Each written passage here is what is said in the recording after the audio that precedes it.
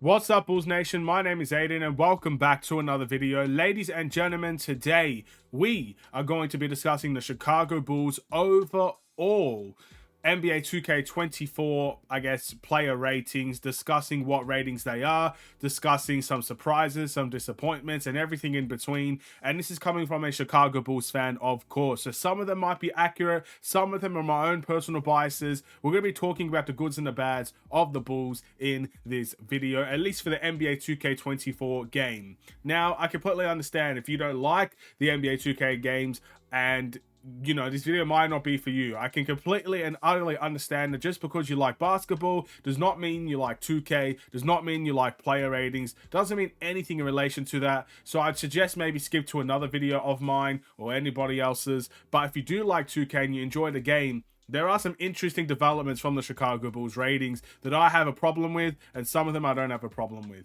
Before we get any further, if you like the video and you want to see more from me, drop a like, drop a follow, and comment down below your thoughts about the Chicago Bulls and every rating that you agree or disagree with from the NBA 2K24 game. And I'm going to show a photo of every rating here. This is all in order, and this is all obviously the best from the worst as well. And as you can see, there are a couple of interesting developments. For starters, both Zach LaVine and DeMar DeRozan has decreased in their ratings of the game. I believe Zach LaVine was an 88 in 2K23. With DeMar DeRozan being a 90 in 2K23, both of them remain at an 86. Now, that's not the most surprising part for me. My most surprising moment is actually someone at the very bottom of the list, Carlik Jones, as a 67 overall. When this guy won the G League MVP and is balling out for his country, or balled out for his country, yet this guy's a 67 overall. He's the lowest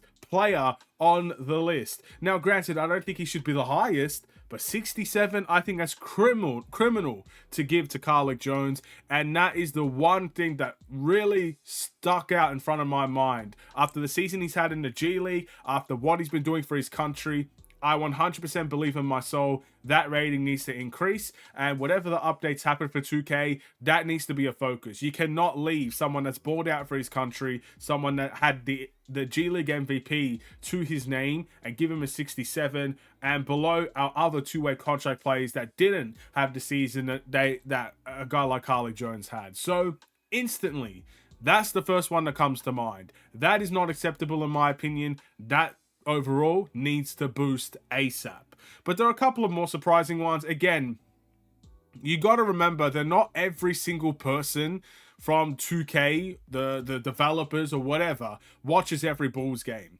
I think Kobe White at 76 is an utter shock as well, and I do not like the fact that Kobe's a 76.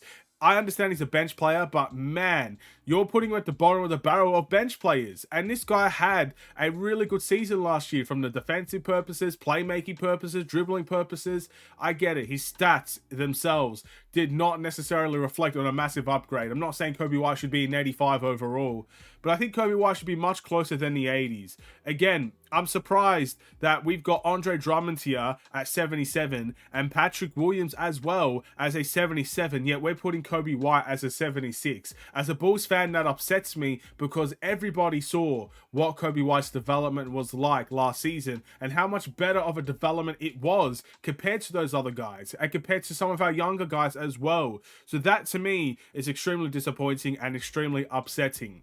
Other than that, I'm actually fairly surprised that Vucevic went up in overall as well.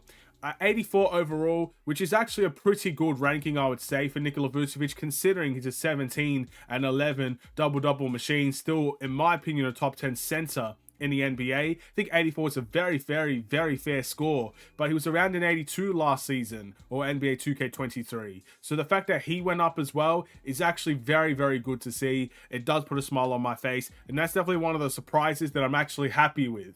Now, granted, again, as a Bulls fan, I'd love to see every Bulls player go to, as high as possible. And every Bulls player here, some of them are arguments that they're too low, but when you get an argument that someone is too high, it means I don't have a problem with it at all, essentially. But still, Nikola Vucevic as an 84 is actually a very, very, very good thing to see.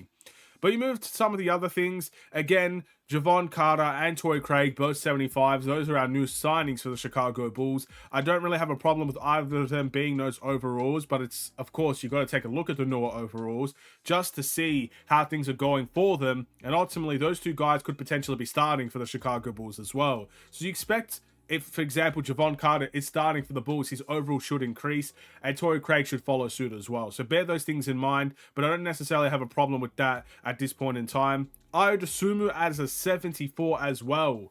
Again, I don't have a problem with that because I truly believe he's going to be out here to surprise some people. I think he was a little bit lower of an overall. I think he was a 77 last season because he was starting and playing big minutes for the Bulls. And then obviously in his second season, he underperformed and he dropped in his overall ranking. So that's fine. Don't have a problem with that, but expect that to increase as well. And just besides that, I don't really have a problem with anything else. Lonzo Ball's in 81. Don't have a problem with that. He hasn't played. His overall shouldn't really increase or decrease, to be honest. DeMar DeRozan 86. Again, the 4 was expected. We disappointed. 10th in the rankings. His stats dropped off. Fair enough. Zach LaVine played games injured, missed some games. His stats fell. Fair enough. Those two, very much I completely understand. Other than that, I don't really have much problems outside of Carlik Jones being a 67 when that's just simply not the case. Should be in the 70s in my opinion. And Kobe White to a 76. No. Just no.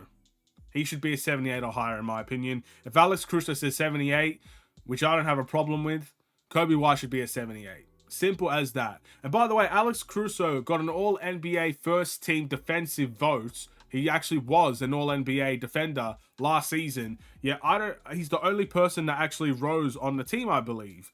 But I think he could have rose a little bit higher. Altogether, though, that's fine. Those are all the things I have a problem with the NBA 2K24 ratings. Do you agree? Do you disagree? I like to do these every now and then just because, hey, man, the games come out. I get it. I like gaming. I like Bulls. I like NBA. I like NBA 2K. So it all makes sense. And yeah, that's really all I got to say. Other than that, look, if you want to see some gameplay of NBA 2K from me, be sure to go follow the gaming channel. It's somewhere around. I'm sure I'll leave the link in the description. Eventually, I'll start uploading all my streams to YouTube. So you'll get to see those if you want to see more gameplay from that point of view.